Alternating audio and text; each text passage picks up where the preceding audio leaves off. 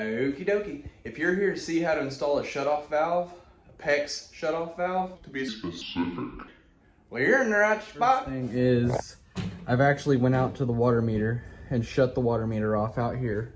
Now, you're basically just gonna need a couple of things. This is gonna be an easy project. You're gonna need these cutters, the crimp tool, a couple of rings, and the shutoff valve. So let's get started.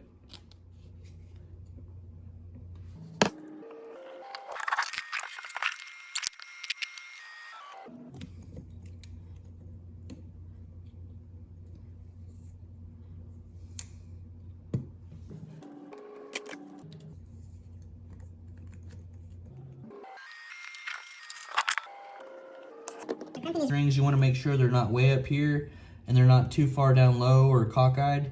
You want them straight and almost, you know, at the bottom of the pipe. Okay, so all these rings are tight now. The water's coming up. It's pressurizing this, so we're still good for the refrigerator line. And now we can control the outside spigot for the winter and the summer.